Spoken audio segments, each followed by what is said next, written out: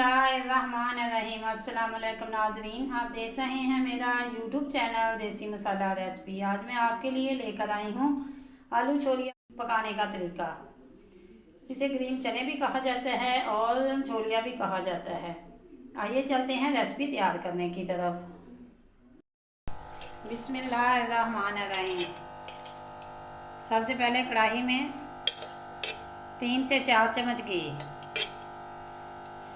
अगर आप ऑयल इस्तेमाल करना चाहते हैं तो ऑयल भी इस्तेमाल कर सकते हैं। घी हमारा गर्म हो चुका है। इसके अंदर ये एक मीडियम साइज़ का प्याज था और 10 से 15 कलियां लहसुन की थी। इनको मैंने थोड़ा सा पानी डाल के चॉप कर लिया है, क्योंकि आज हम बनाने लगे हैं आलू छोलिया।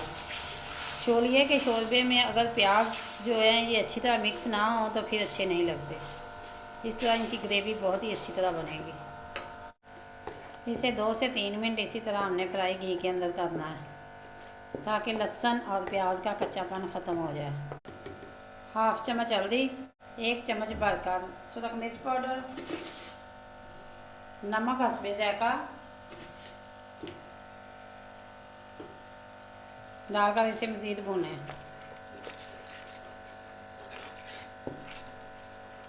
इसे हमने उस वक्त तक भुना है जब तक ये तमाम घी मसाला अच्छी तरह भुन ना जाए और ये घी जो है ये किनारों तक ना आ जाए।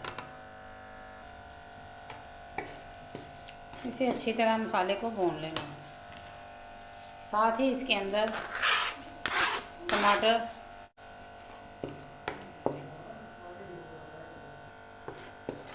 टमाटर के तमाम छिलके मैंने रिमूव कर दिए हैं और इसे अच्छी तरह हमने मसाले को भूनना।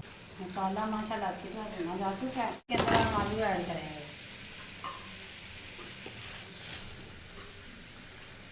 साथ ही इसके अंदर छोलिया,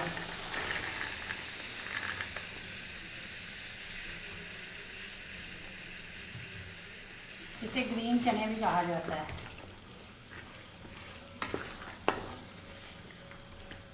अब इसे डालकर 5 मिनट तक इसे हमने मज़ीद भूनना है। ये सब्ज़ी बहुत मज़ेदार बनती है और ये थोड़े ही अरसे के लिए 1 से 2 माह के लिए हमारे पास आती है। इसे मज़ीद भूनना है जब तक ये घी तमाम जो है अलहदा ना हो जाए और ये आलू जो है ये हाफ इसी बुनाई के दरमियान में पक जाए। आलू और चने डालने के बाद इसे अच्छी तरह मज़ीद 5 मिनट तक हमने भूनना है। अगर हो सके तो थोड़ा सा चंद कतरे इसके अंदर पानी के भी आप ऐड कर सकते हैं, ताकि मसाला जो है अच्छी तरह बनाई इसकी हो सके।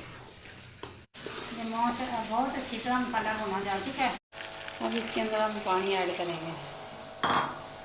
इसकी ग्रेवी आपने कितनी रखनी है उस हिसाब से आप इसके अंदर पानी लगा लें। अब इसे मज़ीद हमने ढक्कन देकर 5 मिनट पकाना है। 5 minutes later.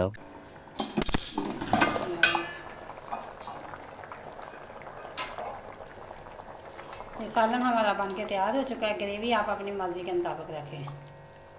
ये देखें चने बहुत अच्छी तरह मैश हो चुके हैं।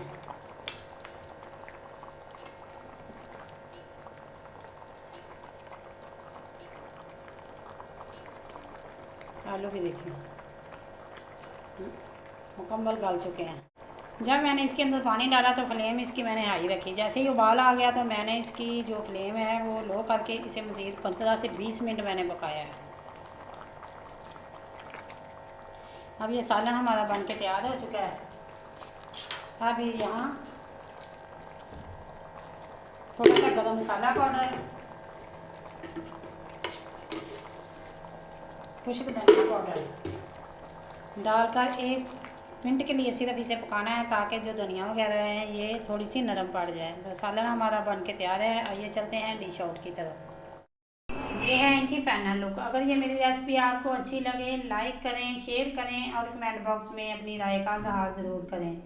अगर मेरे चैनल पर न्यू हैं तो सब्सक्राइब करें और बेल आइकन का बटन ज़रूर प्रेस करें, ताकि लेटेस्ट आने वाली वीडियो का नोटिफिकेशन आपको मिल सके। अल्लाह हाफिज़।